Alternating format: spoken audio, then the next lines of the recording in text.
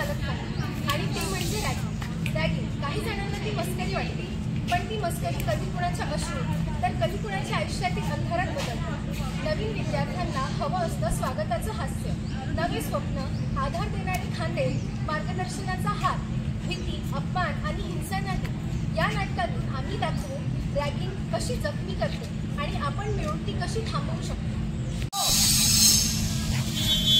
अरे जय, कसं वाटते तुला कॉलेज? कॉलेजचं बघ भारी वाटते, झाडे मोठे मोठे. चढलेला रात्र इकडे.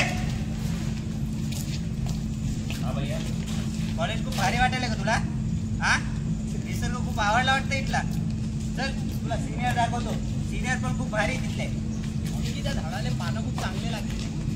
चल मॉर्निंग.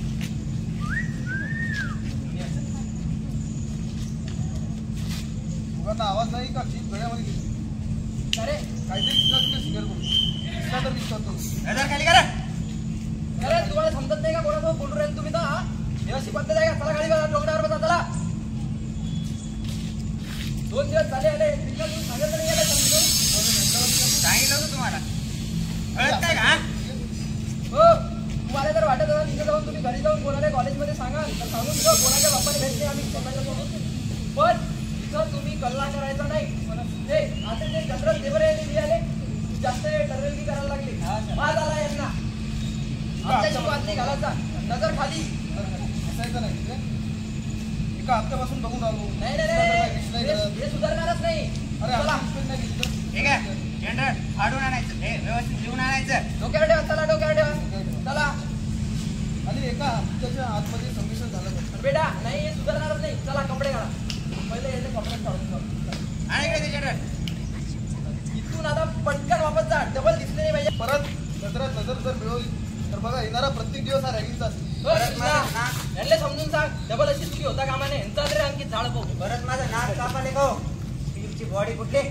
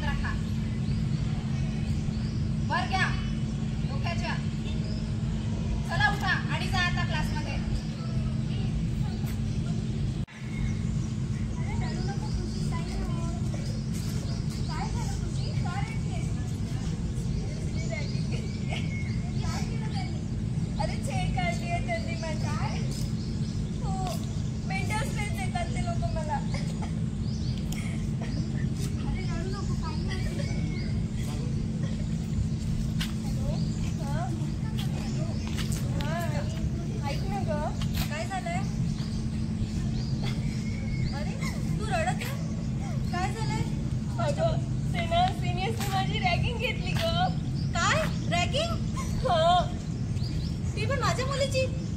बरं, मी प्रिन्सिपल सरांना आत्ताच कॉल करते. नको नको, तू प्रिन्सिपल सरांना कॉल नको करू. मला सिनियर्स अजून त्रास देतील. बरं, तू शांत हो, रडू नकोस. मी नाही येत, बाबांना सांगते घरी. नाही, बाबांनाही नको सांगू आणि तूही टेन्शन नको घेऊ. बरं, तू सावकाश राहा. काही असेल तर मला कॉल करशील, ठीक आहे? हो, ठीक आहे, मी करते.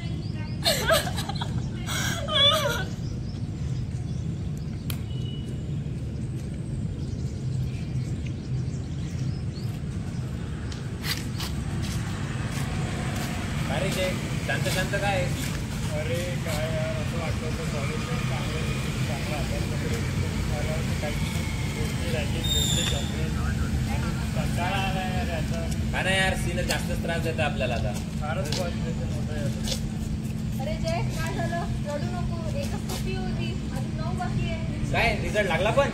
अरे हो, तुला माहिती आहे आपल्या कॉलेजचा रिझल्ट लागला. 20 विषय गेले आणि तुझं 5 विषय गेले. आता सीएचं काय आलं मध्येच नवीन. अरे टेन्शन नको घेऊ, काळजी नको करू, काही नाही होत. काळजी घेतली आहे ते. अरे जाऊ दे जय, काही नाही, बसच पी होते. 5 विषय गेले आता. जाऊ दे, आपण नेक्स्ट पीएला अभ्यास करू चांगला, काही नाही एवढं. अरे रडू नको जय, जाऊ दे, चल आपण चहा पिऊन येऊ. नाही तुझा काय वाटलं तर कॉल करते.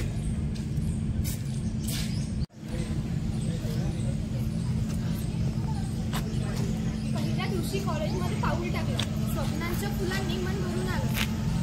पण कोपऱ्यात उभ्या मुलांनी हसत बोलावलं. या हास्यामागे अपमानाचं जाळं उठलं. गाण्याचा कपडे बदला आदेश मिळाले. अनोळखी लोकांसमोर डोळे पाणावले. कोणीच न पाहिलं माझं थरथर मन. फक्त टाळ्यांचा गोंगाट आणि उपहासाचा थर.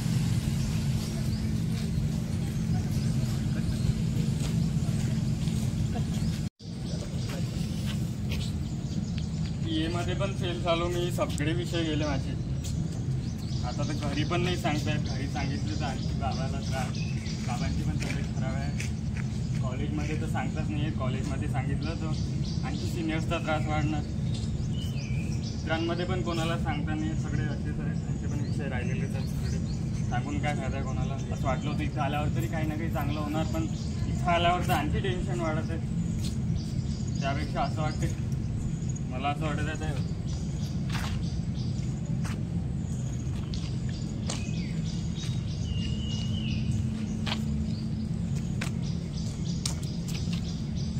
जय,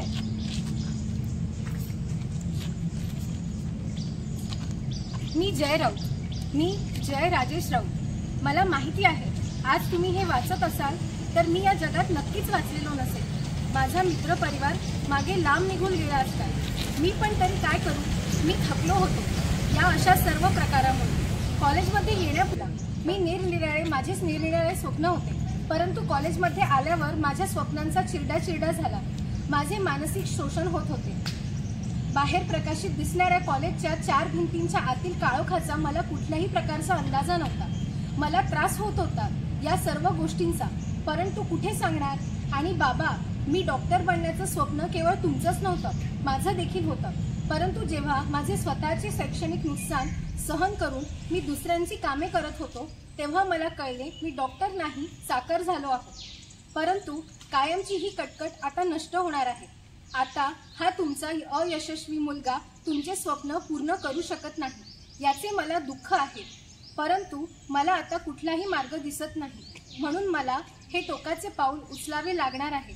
आणि फक्त शेवटी एवढेच म्हणतो, मला जर माझ्या सिनियर्सनी सहकार्य केले असते, मिठी मारून समजावले असते तर आज अशी चिठ्ठी लिहिण्याची वेळ माझ्यावर आली नसती. मस्करी करा, पण एवढी करू नका की कुणाला आपली जीवनच मस्करी वाटेल.